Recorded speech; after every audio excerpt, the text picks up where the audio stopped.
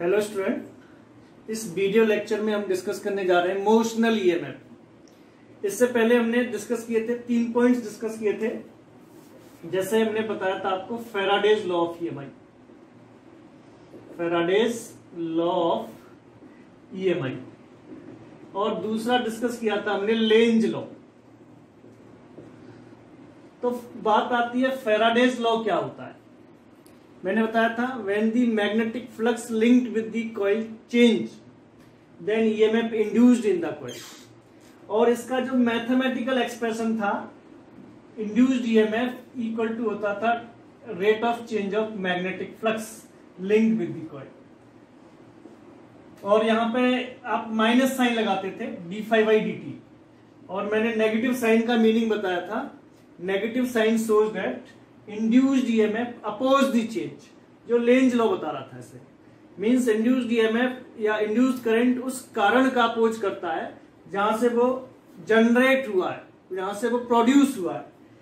Means Faraday's law का जो main point है वो क्या था कि अगर फ्लक्स में चेंज होगा तो ईएमएफ इंड्यूस होगा, अदरवाइज ईएमएफ या करंट इंड्यूस नहीं होगा।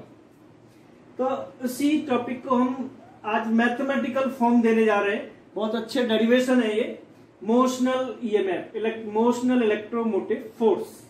Electromotive force means battery potential. देखिए क्या होता है।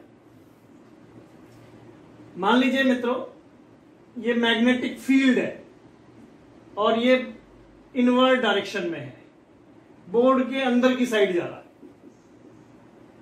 This is the magnetic field. और इसमें एक वायर फ्रेम है, ये आप फ्रेम कह सकते हैं। और इस फ्रेम पर के ऊपर एक वायर ले रखा है मैंने PQ, और जिसकी लेंथ कितनी है L है।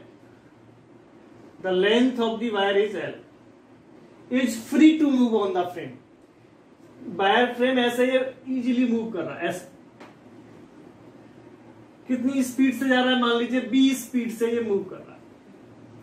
एक बार दोबारा देखिए, मैग्नेटिक फील्ड कैसे जा रहा है बोर्ड के अंदर, जैसे ये वेलोसिटी है, और वायर कैसे मूव कर रहा है। देखिए ये वायर हो गया, मैग्नेटिक फील्ड बोर्ड के अंदर हो गया, और वेलोसिटी कैसे है इस side. Means B, L and magnetic field all three are mutually perpendicular to each other। Magnetic field अंदर की तरफ, वायर की लेंथ ये, वेलोसिटी ये, तीनों एक दूसरे के कैसे हैं, म्यूचुअली परपेंडिकुलर। बात क्लियर हो गई। मैं बात क्या कर रहा हूं, एक वायर PQ है जिसकी लेंथ कितनी है, L है। ये जो फ्रेम है इसके ऊपर मूव कर रहा है, और ये फ्रेम कहां पर रखा हुआ है, मैग्नेटिक फील्ड में। एक बार देखें, इसे थोड़ा सा लिख लेते हैं। Consider a wire PQ of length L is free to move on a frame, कह सकते हैं। Consider a wire of conducting wire है ये, conducting wire।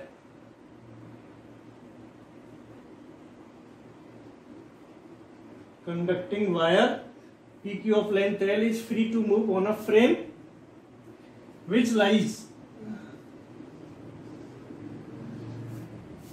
in uniform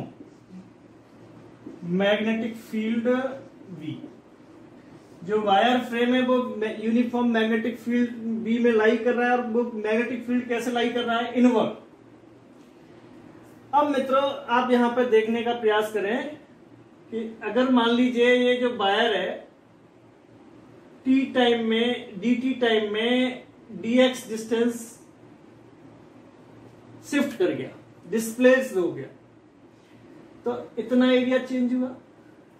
magnetic field में इसने इतना एरिया शिफ्ट किया, तो इसका मीनिंग क्या हुआ। अब ये जो फ्रेम है, फ्रेम के द्वारा ये वाला एरिया शिफ्ट हुआ, तो ये मैग्नेटिक फ्लक्स इतने एरिया में चेंज होगा।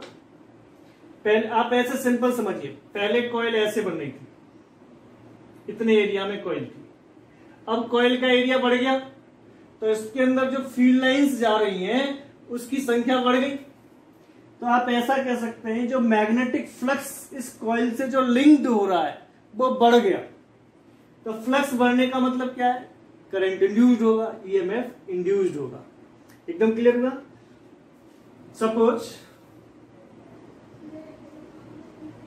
Suppose wire cover distance dx in time dt।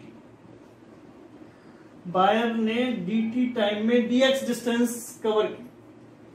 तो मैं आपसे कहूं area swept by the wire, wire के द्वारा कितना एरिया स्वेप्ट होगा? LBX length into width. ये रेक्टेंगल की शेप आ गई कि नहीं आ गई? ये वायर में इतना एरिया स्वेप्ट कर दिया, एरिया आ गया हमारे पास। तो change in magnetic flux, magnetic flux कितना आ जाएगा जी? चेंज इन मैग्नेटिक फ्लक्स हो गया फाई बराबर होता है BA BDA BDA। एरिया में चेंज इतना हुआ है तो कितना आ जाएगा ये BLDX। मेरे ख्याल से ये समझ में आ गया, ये फ्लक्स में चेंज आ गया। Next one change in mag. अब आप देखिए अकॉर्डिंग टू फेराडेज लॉ,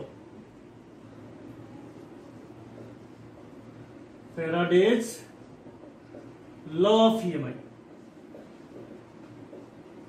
क्या कहता है जी? Law of EMI equal to होता है d∅dt। नेगेटिव साइन का तो मीनिंग हम जानते ही हैं, अपोज दी चेंज। तो d∅ की वैल्यू क्या है? BL/dx कितने टाइम में? dt। dx अपॉन dt को हम क्या कहते हैं? वेलोसिटी। तो E बराबर क्या आ गया? BLV। ये this is the motional EMF. Means इस वायर के एंड्स पे इतना ईएमएफ इंड्यूस्ड होगा, मींस ये बैटरी की फॉर्म में सेट हो जाएगा। ये वाली सिचुएशन है, ये इस एंड पे ये जो वायर है बैटरी की तरह बिहेव कर रहा है। और कितना ईएमएफ आ रहा है बैटरी के एंड्स पे, वायर के एंड्स पे? BLV। ये इसे मोशनल ईएमएफ क्यों कह रहे हैं? क्योंकि ये वायर की मोशन के कारण से ये सेट हुआ है, तो that's why it is called motional EMF. एकदम क्लियर हुआ? तो आगे बढ़ाएं। देखिए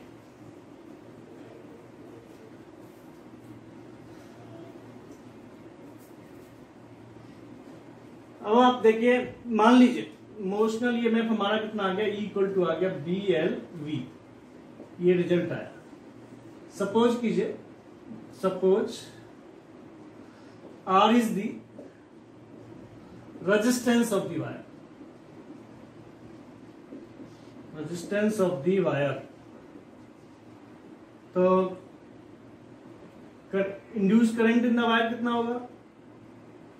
देन इंड्यूस्ड करंट I बराबर क्या होगा जी? E upon R। E की वैल्यू क्या है? BLV upon R। ये इंड्यूस करंट का फॉर्मूला। ओके, नेक्स्ट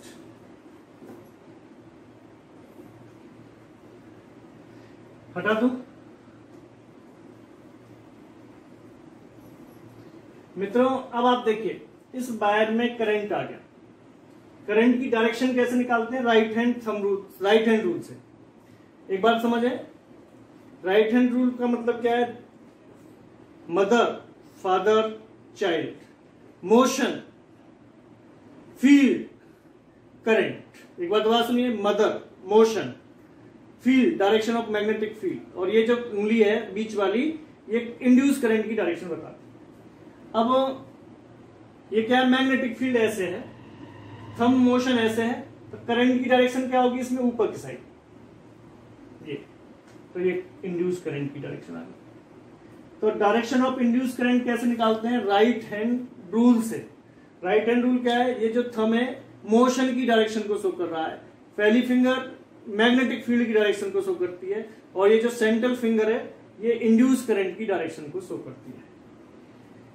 अब आप देखिए ये जो कंडक्टर है ये मैग्नेटिक फील्ड में रखा है और इसमें करंट भी है, तो ये फोर्स एक्सपीरियंस करेगा। तो force experience by the conductor कितना होगा?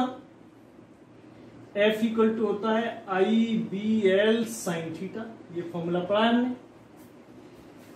अब आपने I की वैल्यू क्या निकाली है? BL upon R, magnetic field B, wire की लेंथ L है, साइन थीटा 90 क्यों है? कंडक्टर ऐसे रखा है, इसमें करंट ऊपर की तरफ जाए, मैग्नेटिक फील्ड है, करंट और मैग्नेटिक फील्ड के बीच में एंगल कितना है? 90 डिग्री। तो आंसर क्या आ गया? F इक्वल टू आ गया BL square L square B upon R. ये फोर्स आ गया, ये आपकी समझ में आ गया होगा। एक और देखिए, अब जैसे ये फोर्स भी निकल गया तो इस वायर को मूव कराने के लिए हमें कितनी पावर खर्च करनी पड़ रही है? मैकेनिकल